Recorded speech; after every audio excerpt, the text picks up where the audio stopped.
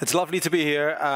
Always love coming to ISPS. I've been a member for as long as I can remember. And also love this year's theme, the power of human interaction. I must admit that it also made me feel a bit like a party pooper because yeah, the power of human interaction kind of feels like we're going to talk about love and connection and bonding between people. And I'm asked to talk about how we hurt one another and how that affects people. It kind of made me feel, think about the philosophical debate between the Hobbesian and a view on the nature of mankind and Jacques Rousseau's vision. And I'm hoping to take a bit of an intermediate stance and to show you that yes, we really hurt each other and that has long-lasting effects, but that through human connection we can also really help people or each other recover from adversities in life. And another challenge is that the field of trauma and psychosis has exploded over the last 15 years. Until 15 years ago, it was a dark, esoteric corner of psychosis research. But in the last 10 to 15 years, there's so much coming out that even someone like me, who's really invested in this topic, doesn't have time to read up on everything. I have a lot to tell you, and the basis of what I'll be trying to cover is the role of trauma in developing psychosis, what we know about mechanisms linking trauma to psychosis, what we know about using trauma-focused interventions for people with psychosis, and I'm going to be pleading for a more transdiagnostic approach to working in trauma and psychosis, where we combine trauma-informed approaches, for instance, like CBT, with trauma-focused interventions like prolonged exposure or EMDR. Another important comment is the acknowledgement that someone like me stands on the shoulder of giants. Many people with lived experience, researchers, have been talking about the role of trauma in psychosis decades ago, also when that did not lead to invitations on conferences. Yeah, I'm greatly indebted to those people. I'm also greatly indebted to many of my collaborators who are too many to put on a slide. I hope I've captured the most important ones. And for today specifically, I'm very much indebted to Bas Labrière. Bas Labrière is a Dutch filmmaker with lived experience of psychosis, who was willing for a very modest budget to make, in my opinion, a very powerful mini-documentary on trauma and psychosis with people that we've worked with in our studies, which is also English subtitled, and a few of these fragments are interwoven within my talk today. Dat ik het wist. Ik zat in een grote leunstoel, toen sprong een van de jongens met een mes naar me toe. Ja, dus die had echt de intentie om mij neer te steken. En ik schrok daar zo van dat ik dus toen opgestaan ben, het mes uit, zeg maar, weggeslagen heb. En vervolgens kreeg ik van een andere jongen met een voorhamer een klap op mijn voorhoofd. Ja, en toen was het gebeurd. Ik heb een misbruikverleden. Van mijn vroegste jeugd. En dat heeft ervoor gezorgd dat ik een hele hoop dingen niet meer kon. De werkman van mijn vader die misbruikte me tot aan dat wij verhuisden van het eiland Texel af. En dat bestond uit praktisch, nou, wekelijks toch wel 2, soms 3 keer. En soms bijna wel elke dag misbruikte hij mij. En daar had hij hele gemene middeltjes om mij tot zwijgen te brengen. Zoals hij slachtte voor ons konijnen en dergelijke dingen. En dan liet hij dat zien. En dan had hij gezegd van als je wat vertelt, dan doe ik dit met je moeder of met je jongere broertje.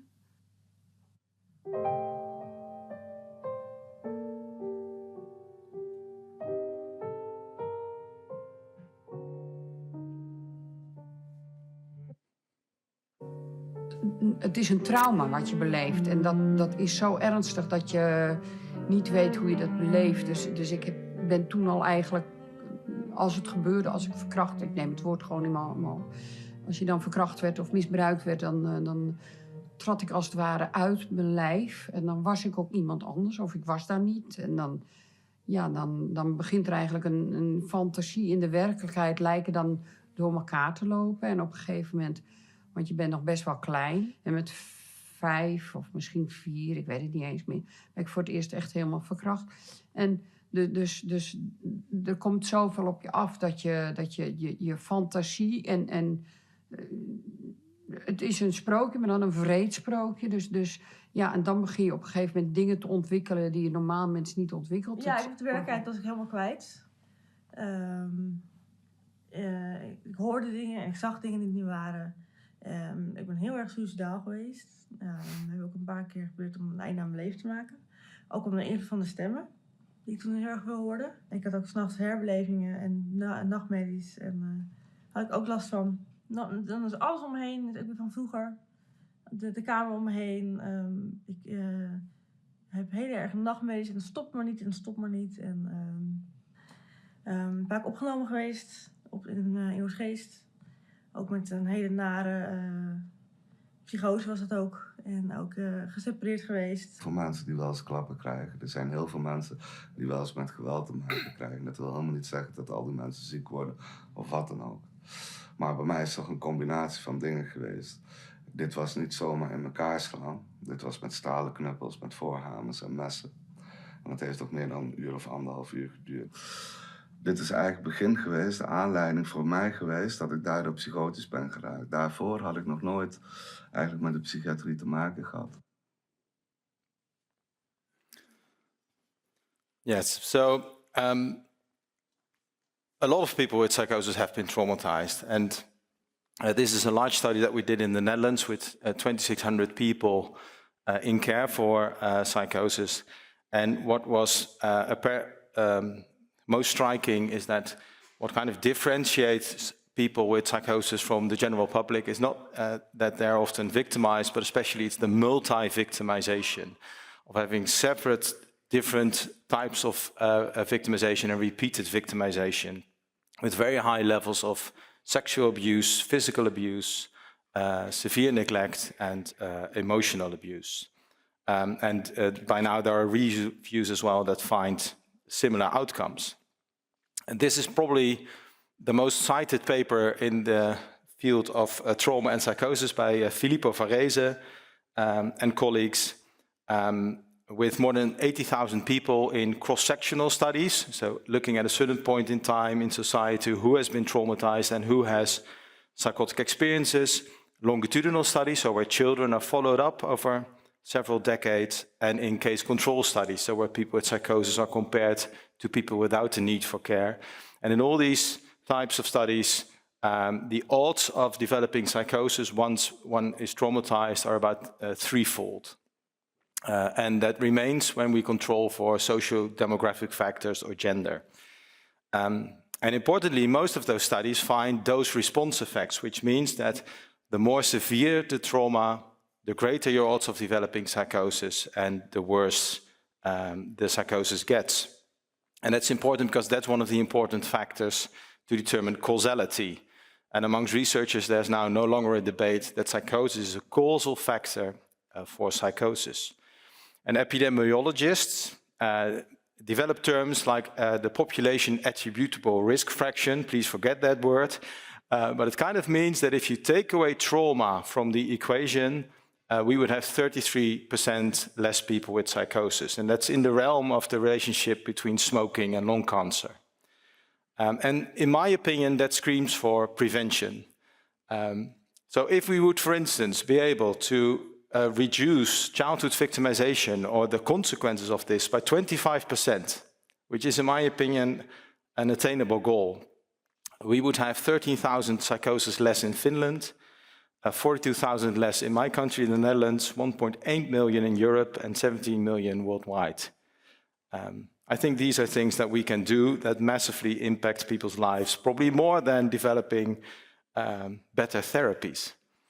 And importantly, trauma is also the most acknowledged factor by people with lived experience. So this is a study that we did with 125 people with distressing voices who were not prompted on trauma. We simply gave them a list and asked them, please tick the factors that you believe contributed to you developing these distressing voices. And as you can see, trauma was the most acknowledged factor, followed by other psychosocial factors with more biological factors much lower in the hierarchy. And I think this is important because this means that people apply to mental health care often with a narrative that is psychosocial in nature and are often met with an overly biological response from healthcare professionals. And finally, talking about trauma and psychosis, it's important to recognize the immense amounts of re-victimization in people with severe mental health problems. This is a study by colleagues from Rotterdam who compared 1,000 people with severe mental illness or mental health problems with non-help seeking people, and they saw greatly enhanced odds of being victimized in the preceding year, with half of the people in care for severe mental health problems being victimized in the preceding year. It's no shock that post-traumatic stress reactions are very, very common in psychosis. They are most common right after a first episode of psychosis, which makes sense because people have suffered traumas in their childhood, but also because psychosis in itself can be traumatizing. If you're mega afraid that other people are going to kill you, that can be a traumatizing experience. Being secluded in a closed ward, etc., not understanding why mental health care workers are doing what they're doing. So many people with psychosis have post-traumatic stress spectrum experiences. So summarizing it, trauma is often more like a blur of several traumas. It's associated with post-traumatic stress disorder. I think we all know that. It is a causal factor for psychosis. Psychosis in itself can be a traumatizing experience, and often there's a mix between post-traumatic stress and psychosis. And the people that we work with are often people like Berg, and the people you're seeing in the movie fragments. Berg was severely abused as a child, both physically, was neglected, was bullied and victimized by his peers, and later in life victimized in kind of like the drug scene where he ended up in. And Berg suffers from this with nightmares. He relives stuff. He avoids all kinds of activities, people, places. But Berg is also highly paranoid and afraid that the Russians are out to get him. I think the Finnish people can relate to this. In the Netherlands, the Russians were away for a decade or two, but they are back. We're seeing a lot of people with fear for the Russians. So you see this combination of post-traumatic stress reactions and psychosis reactions. Please don't look at this picture, but what I'm trying to show here, this is a network model that we built based on a lot of data from people with psychosis that were traumatized. And what you're seeing is that post-traumatic stress symptoms and psychosis symptoms, they cluster, they overlap. Where does hyperarousal stop and paranoia start? Where does reliving and voice hearing start? It's a blur, and in my opinion, to some extent, or quite an extent, terms like post-traumatic stress and psychosis actually don't help us. So knowing this, you would think there's a lot of attention for trauma in working with people with psychosis. Alles was heel erg in de war. Ik kon niet meer zien wat nou werk was en wat niet werk was. En dat is gewoon door de jaren heen is dat doorgekabbeld, zeg maar, die opnames. En ook nare dingen gewoon gebeurd. Ook met opnamegenootjes. En als je allemaal meemaakt op zo'n fotoafdeling, dat gaat je niet in de kookleer zitten. En ze hebben me echt geholpen hoor, van de verpleging en zo. Maar ze konden me niet helpen met de traumaverwerking. Ik heb wel hulp gezocht en zo gezegd van ja, ik ben misbruikt.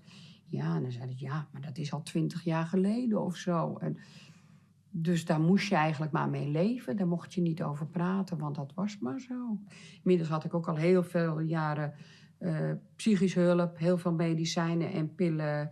En het ene pilletje gaf meer angsten dan de andere pilletje. Nou, dan krijg je er nog een pilletje bij en nog een pilletje erbij. Want ze wisten het gewoon niet wat ze met me aan moesten. En psychose is gewoon iets wat gewoon heel eng is. Het is wel zo, omdat ik in mijn leven meer dan 8 keer toch wel zwaar psychotisch ben geweest. Met opnames daar aangeplakt. Het is desastreus voor alles om je heen. Voor je sociale contacten. Om je huis te blijven houden en te blijven behouden. Om je staande te houden in de maatschappij. Om mee te kunnen doen, dat verdwijnt allemaal. Weet je waar je dan op een gegeven moment belandt? Waar ik belandde. Na al die psychoses. Dus achter de geraniums. achter de geraniums, which is a Dutch saying meaning sitting at home and doing nothing behind the flowers in the windowsill. I think there are many reasons why we don't talk about trauma with the people we work with. In my opinion, by far the most important ones are the models that we have in our minds about what mental health care problems are and the language that we use. And we've had times where we both thought that our patients were not victimized that often. There were representative statistics showing that only 1 in a million patients suffered from incest. There were psychoanalytic theories thinking that incest actually was protected you against psychosis because it was good for your reality testing. We got a big biology sweep, of course, thinking that schizophrenia was a neurodegenerative disorder doomed from the womb. So I think for a long time we thought it simply didn't matter, while of course it does. We're also a bit afraid, I think. I'm a psychologist. I think psychologists tend to be, we like control. We're not the most brave people in the world. This is a very simple study, and I hope these data have changed by now. But at that time, if you asked the psychologist, would you be willing to use trauma-focused interventions like exposure or EMDR in someone given a certain condition, substance abuse, depression, you see that 2/3 of our colleagues said, for psychosis, I would not use these. If someone has psychosis, I will not use these interventions. Scientists were no better. 90% of the studies, it's the most used exclusion criterion for randomized controlled trials into trauma-focused treatment for post-traumatic stress disorder. People with psychosis were excluded. And that's seriously bad news, because we know that traumatized individuals with psychosis have more severe symptoms, that severe symptoms their experience tend to persist more, they use more medications but respond less well to them, have lower levels of functioning and lower levels of recovery. And I was a young clinician, and maybe I'm a bit of an activist or a rebel, I don't know, or stubborn, that's the word I was looking for. And I had all these patients, I was learning cognitive behavior therapy, and they were all traumatized. Many of them had nightmares. And my supervisors told them, don't touch that, David. And I went into the literature in the library, I read everything I could read, and there was nowhere I could find that they were excluded everywhere, but I couldn't find why. So I went to Mark van der Gaag, a professor at that time, and I said, Mark van der Gaag, I want to study whether we can not simply use these interventions for people with psychosis. And he said, that's okay, David, but then you have to do a PhD. And now I'm here. I didn't want to do a PhD, but I have found out that doing research is a means to help change come about. And we did a very simple pragmatic study. This is old work, so I'm going to go through this a bit more quickly, in which everyone was allowed to participate. We had no exclusion criteria, and we simply want to know, are these interventions effective? Are they safe? Are there negative side effects? And for the policymakers, what does it cost? It was a simple design, 3 groups, everyone got treatment as usual for psychosis, which in the Netherlands consists of medication, assertive community treatment, supportive counseling, and 1/3 was allocated to waiting list for trauma-focused treatment and the others to prolonged exposure or EMDR. And we did not provide full therapy. We provided 16 sessions, partially also because there was a lot of fear also in the medical ethics committee. We had to take an extra insurance on this study because they were afraid we were going to harm people. And I understand that because this shocked me when I did the statistics. We recruited an extremely severely traumatized sample. So these were people with psychosis and post-traumatic stress disorder. 38% of the sample had suffered multiple sexual abuse before the age of 12. So I think in this time we could say most of these people met criteria for complex post-traumatic stress disorder. But the results were awesome. We found that trauma-focused therapies worked sustainably as well, and that the effect sizes were in the realm of general studies using these techniques in post-traumatic stress disorder without psychosis. And we found positive neutral effects on other factors like paranoia, functioning, self-esteem. And that doesn't mean that doing trauma-focused work with this group is a walk in the park. It's stressful for both clinicians, but mainly, of course, for the person themselves and their loved ones. And I think everyone in the room here knows that recovery is not often a linear line, up or down. We see that in some people, that they improve from the start of therapy, but in others we see that in the beginning of therapy, their problems aggravate a bit. And it makes sense. People have been suppressing all this stuff for years, and now they're exposing themselves to it. And of course, that can be challenging.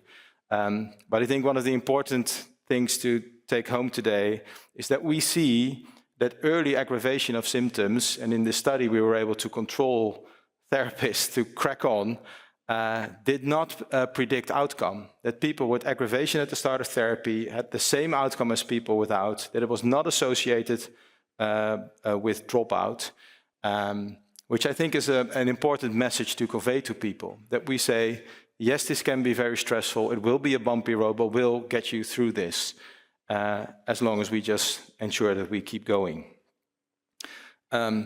So in this trial, it was effective, it was safe, it had neutral to positive side effects, as I said, and importantly, for 70 to 99% of the participants, it was cost effective, which means they had health gain for lower costs. Yeah, so I don't know if there's financial people in the room, but this is a good return on investment. En toen is eigenlijk jouw herstel is eigenlijk een beetje in een stroomversnelling gekomen. Ja, zeker. Ja. En waardoor kwam dat? Dat zijn alle dingen bij elkaar geweest. Het was het samenwonen met Marlijn. En had ik dat verteld? De goede medicijnen. En de TTIP. Toen werd ik geselecteerd en toen ben ik geselecteerd om een exposure-therapie te krijgen. Ik heb 8 weken dat gedaan. Er waren 8 sessies van 3 uur in de week. Nou, dat werd gefilmd en van die 3 uur werd 1 uur opgenomen op een bandje. En dan moest ik elke dag, 5 dagen in de week, moest ik 1 uur lang naar mezelf luisteren. De behandeling, dus we praten over het trauma. Dat in details, dus wat je hoort, wat je ziet, wat je ruikt, wat je voelt op dit moment. Dus de herinneringen? De herinnering, ja. En die kwamen ook voor in je herbeleving ja, met elkaar? Ja, precies. En nou ja, dat heb ik toen gedaan. Ook op de MPD-speler. Weer alles horen, hoe alles ging. Maar als ik dan klaar was met mijn verhaal, over wat ik voelde, rook, dat soort dingen.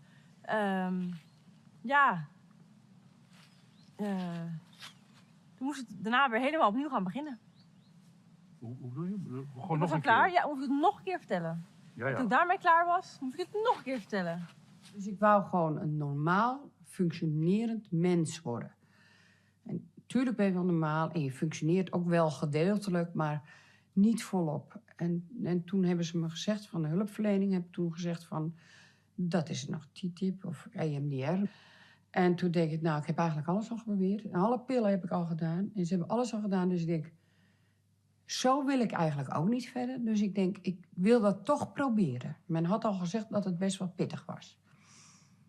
Dus dat heb ik gedaan. En ja, het was heel zwaar. Die exposure is voor mij ook een enorm keerpunt geweest. Want zonder die exposure had ik het niet getrokken. Ondanks dat de medicijnen beter werkten. Ondanks dat ik me wel iets beter voelde, had ik nog heel veel last van heel veel angst en spanningen. Dus ik kon nog niet goed functioneren. Maar het mooie was, ik kwam naar buiten. Ik kon zonder angst naar buiten. Zonder spanningen naar buiten. En ik weet dingen goed te relativeren. Dus ik heb heel veel gewonnen hier. Maar dat doe ik op dinsdag en vrijdag. En dan daarnaast heb ik woensdagavond en vrijdagavond ook volleybal. Waar ik heel erg veel plezier in heb en echt mijn eigen kwijt kan. Dat is zo fijn. En daarna gaat Marlijn veel met de hond naar het strand natuurlijk. En filmpjes kijken en samen het huishouden een beetje doen. En dat gaat gewoon perfect. We doen alles zelf. Een paar jaar geleden, als je het nog gevraagd had ik gezegd van ja, ben jij mal? Dat gaat niet lukken hoor. Het effect is dat je letterlijk en figuurlijk, je hebt je eigen leven terug. En het effect is dat je naar jezelf kan kijken.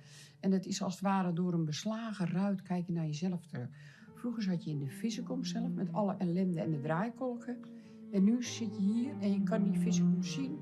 En er zitten misschien wel heel veel draaikolken in, maar ze raken je niet meer, want ze blijven in de vissenkool. En dat is eigenlijk het effect van de EMDR.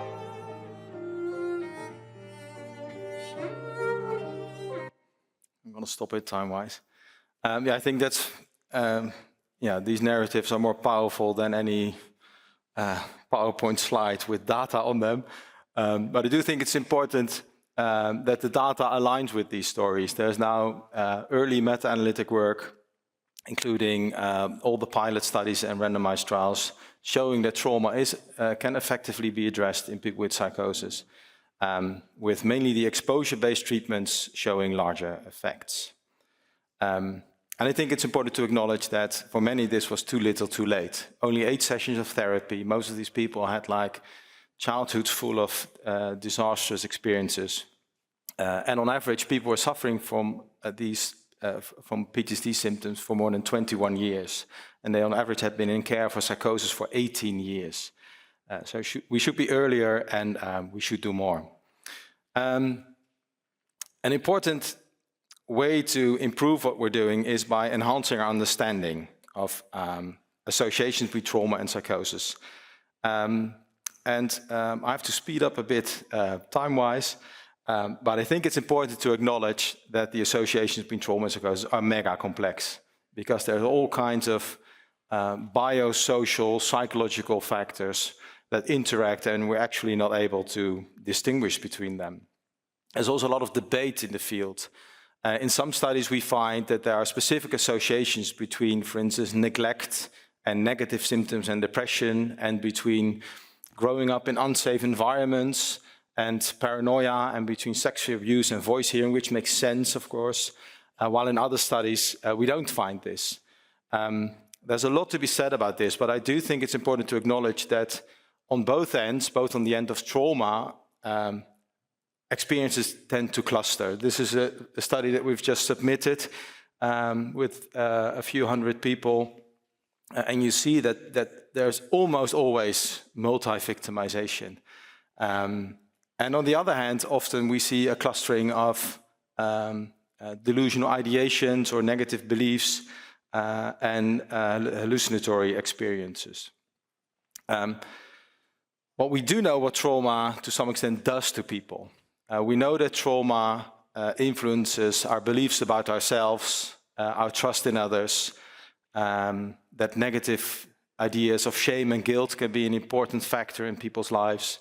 We know that trauma can affect our emotions, having few emotions, having a lot of emotions, rapidly changing emotions, that we then do things to kind of deal with these emotions. We know that people do things to survive, develop behaviors, survival strategies that help them survive, but on the long term, when they're in a more safe environment, are no longer adaptive and actually start working against them. And we know, of course, that trauma does something to our memory, that it can lead to intrusive memories, flashbacks, nightmares, and a bit of a complex theme, but we also believe that they can be directly associated with, for instance, distressing voices. And if we want to help people, the first thing we need to do is start talking about trauma, which means, in my opinion, that every mental health care worker working with people with psychosis should know the importance of trauma in psychosis and the effects of it, and feel comfortable talking about it with people. There are great tools for this. I'm going to really skip this over quickly due to time, but the TAIL is freely available. It's a great questionnaire asking not only, specifically developed for psychosis, asking not only about the big traumas, but also about other victimizing experiences like discrimination, stigma, negative experiences in mental health care. Another good tool is the trauma screening questionnaire, which we validated for people with psychosis, again, freely available, which can help you screen for post-traumatic stress reactions. Like many groups, we developed a training to encourage a trauma-sensitive work.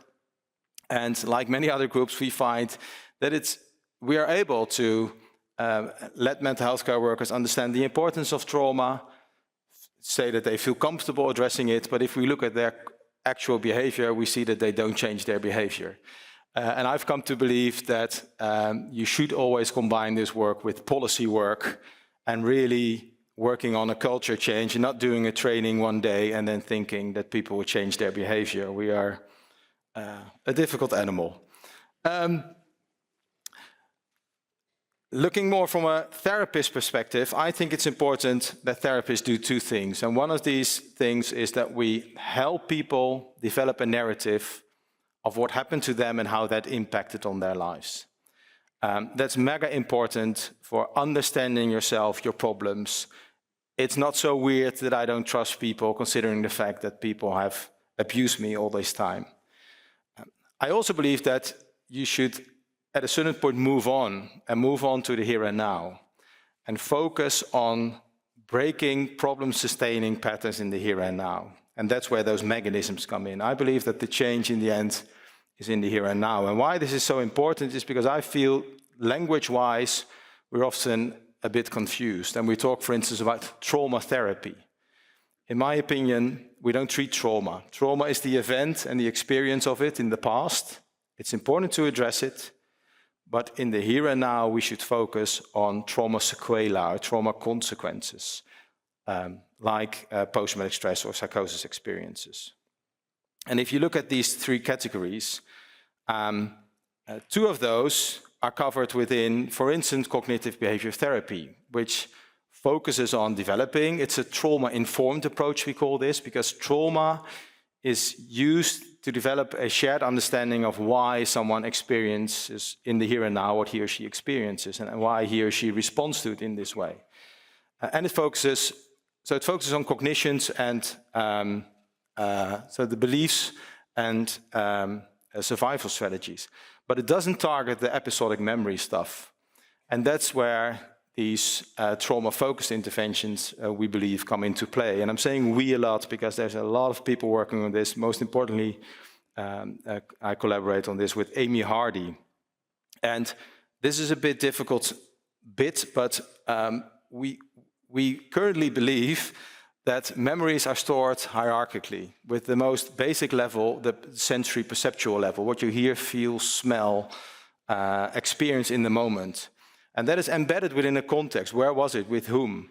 And then it's attached to a meaning. What does it tell me about myself? Or what does this tell me for future situations that resemble this?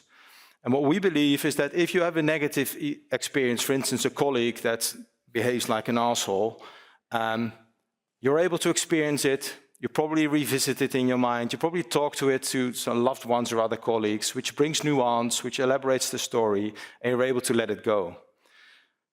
Sometimes we experience more distressing experiences, like a car accident, after which we feel a bit numb.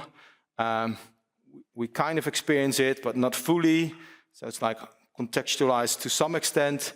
We avoid driving a car, and then it can happen that at a certain point we hear a loud sound that activates memories, elements, sensory elements from the car accident, and we notice that that experience is triggered and we relive it. We understand this is a memory that is triggered. What we plea for is that sometimes trauma is so impressive. For instance, if you're victimized within your family or you're sexually abused and you can't escape, that we do things to survive, like dissociate. And then that experience is not stored in context and time. We don't revisit it, we suppress it. And what then can happen is that there's a stimulus, for instance, the sound of alcohol, that triggers that memory, but because the context lacks, we experience it as an experience in the here and now. When we suddenly feel a pain in our body, or hear someone calling us a slut, and we start trying to make sense of this. And this is a small, but I think mega important study, and we're repeating it now with people with severe paranoia, in which we asked 73 people with both trauma and severe distressing voices about their experience, and we've learned that 50% of them said, my voices sound like perpetrators that victimize me. 60% say, sometimes the voices say things to me that have literally been said to me in the past by the perpetrators, and 75% say the way that the voices interact with me resembles how they interacted with me in the past. So what Amy Hardy and I plea for is to combine trauma-informed approaches like CBTP. It can be psychoanalysis for whatever I care, or any other type of trauma-informed therapy, and combine it with trauma-focused interventions. Because then, in our opinion, you have a full package. We've worked out a phased approach. If you send me an email, I'll send you the chapters about it. You can read up on it. In which we start with developing a shared narrative of who the person is, what she experienced, and how that led her to experiencing what she is experiencing in the here and now. Phase 2 concerns reprocessing not well processed trauma memories, so nightmares, but also direct trauma-related psychotic experiences. And phase 3 focuses on emotion regulation, working on beliefs, more adaptive behaviors, etc. Last, very shortly, the future. One thing that we need to do is enhance our understanding of how these therapies work. So we're almost wrapping up this trial. This is a trial that I'm leading myself with 160 people, which is a mixed method trial where we're doing quantitative assessments, but also a lot of qualitative work, looking at how trauma-focused interventions support personal recovery, also symptomatic recovery. And also we're looking very much into all these mechanisms. So we're assessing these weekly to try and learn how these different therapies work so that we can potentially enhance their effects and learn better what may work for whom. There are 2 other things I'd like to highlight. Filippo Varese, an Italian working in Manchester, a great work friend and researcher, did a pilot randomized clinical trial in early psychosis with EMDR as a standalone intervention. I don't believe that's the future, to use it as a standalone intervention, but I do think they're learning interesting stuff. And what's very interesting is that they're now going to use a similar approach in people with an at-risk mental state for psychosis. So that's kind of like the earlier thing. And this is Emmanuel Peters from London, and this is what I really expect a lot from. Because in this trial, and the results should be here this year, they use this integrated approach of trauma-informed and trauma-focused work. I'm wrapping up, Tak. So trauma plays a pivotal role in psychosis. I believe we should not only enhance our therapies, but also work on prevention, both primary prevention, but also not let people wait 21 years for effective therapy. As I said, we need to understand the associations between trauma and psychosis. Trauma sensitivity should be the norm. And as therapists, I believe we should help people develop a narrative, but then focus on problem-sustaining patterns in the here and now. And I'm going to end with a bit of a bold statement. I have a dual identity as kind of a scientist and a bit of an activist. And in 2012, the Schizophrenia Commission, sorry for the word, in the UK, did an important work showing that people with psychosis don't have access to psychological therapies. In my humble opinion, I don't even care which one you provide, they're just not getting any.